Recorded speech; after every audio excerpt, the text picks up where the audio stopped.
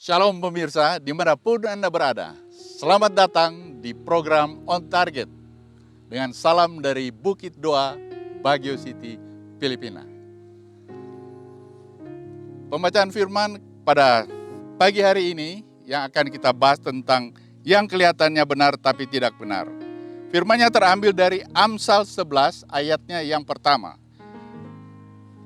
di mana firman-Nya berkata, "Neraca serong adalah kekejian bagi Tuhan, tetapi Ia berkenan akan batu timbangan yang tepat." Berbicara tentang neraca, kita akan mengenal alat timbangan ataupun laporan keuangan dari suatu perusahaan ataupun instansi, dan posisinya selalu akan berada pada kedudukan yang nol atau seimbang. Yang dimaksud dengan neraca serong adalah sesuatu yang dibenci Tuhan, karena hal ini merupakan dusta, karena memberikan kesan keliru tentang kebenaran kepada orang-orang lain. Dari pembacaan firman tadi, setelah dipelajari di Alkitab dan dengan adanya hikmat yang dari atas, maka kita dapatkan 3 hal yang perlu diketahui agar kita dapat mengenal siapa dan mengapa mereka berbuat demikian, sehingga dapat membuat pilihan yang tepat. Kita dapat terhindar dari kesesatan yang ditimbulkan oleh mereka tersebut. Hal tersebut adalah yang pertama, siapakah mereka itu? Firman Tuhan pada Yeremia 28 ayat 15 berkata demikian. "Lalu berkatalah Nabi Yeremia kepada Nabi Hanaya, 'Dengarkanlah, hai Hanaya, Tuhan tidak mengutus engkau, tetapi engkau telah membuat bangsa ini percaya kepada dusta.'" Yeremia yang hidup di zaman yang sama dengan Nabi Yeskiel juga menegur kepada orang-orang yang menebarkan dusta kepada umat Allah, sehingga mereka percaya kepada dusta. Oleh karenanya Yohanes 12 ayat 43 firman-Nya berkata demikian, "Sebab mereka lebih suka akan kehormatan manusia daripada kehormatan Allah." Nah, banyak hamba Tuhan yang ingin diterima secara luas, sehingga mereka secara sombong menegaskan bahwa mereka tidak pernah berkhotbah tentang dosa ataupun sesuatu yang dapat menyinggung para pendengar. Mereka ini hamba Tuhan yang disebut lebih mencari pujian dari manusia dan bukan pujian dari Tuhan. Oleh karenanya 2 Korintus 11 ayatnya yang ke-13 berkata demikian, "Sebab orang-orang itu adalah rasul-rasul palsu, pekerja-pekerja curang yang menyamar sebagai rasul-rasul Kristus." Nah, inilah yang disebut hamba Tuhan palsu ataupun pengajar palsu, karena setan mempunyai hamba yang kelihatan seperti hamba kebenaran, namun mereka berjubahkan dusta dan ketamakan. Hal yang kedua yaitu apa yang menjadi tujuan.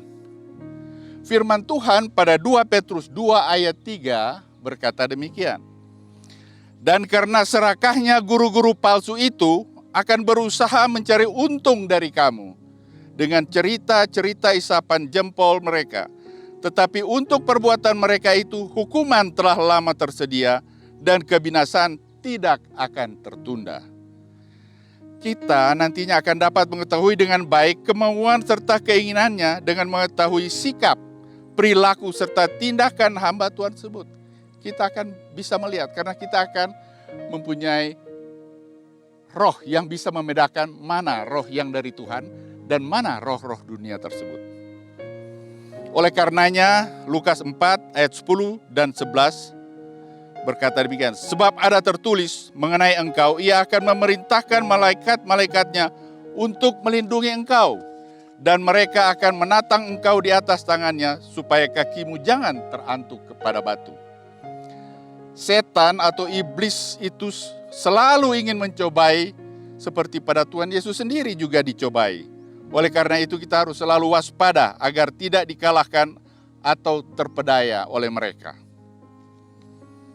Oleh sebab itu Matius 24 ayatnya yang ke-24 berkata demikian, "Sebab Mesias-Mesias palsu dan nabi-nabi palsu akan muncul, dan mereka akan mengadakan tanda-tanda yang dahsyat dan mujizat-mujizat, sehingga sekiranya mungkin mereka menyesatkan orang-orang pilihan juga."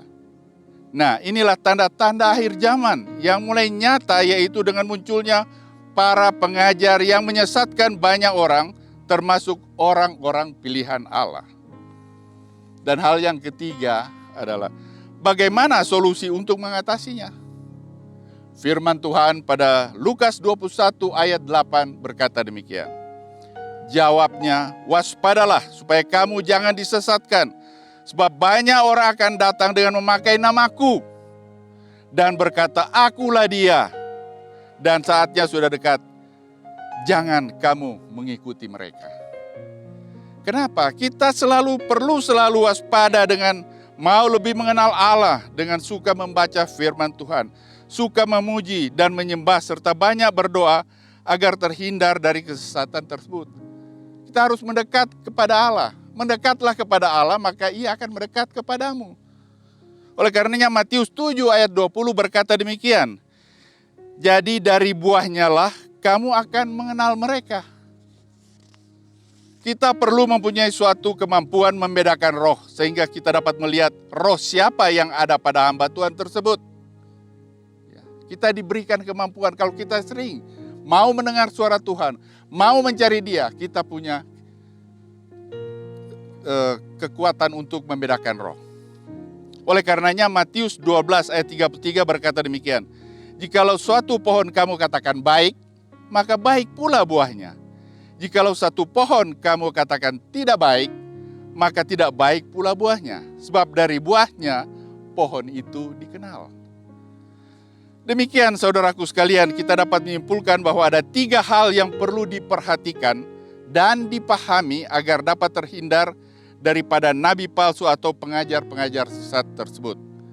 Yaitu kita harus mengenal yang pertama, siapakah mereka itu? Yang kedua, apa yang menjadi tujuannya?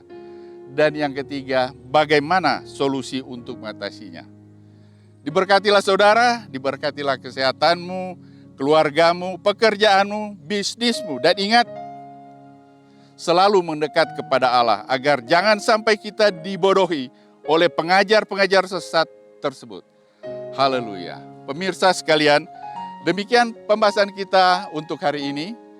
Dan kita akan ketemu lagi pada program On Target selanjutnya pada hari dan jam tayang yang sama. Shalom. Tuhan Yesus memberkati.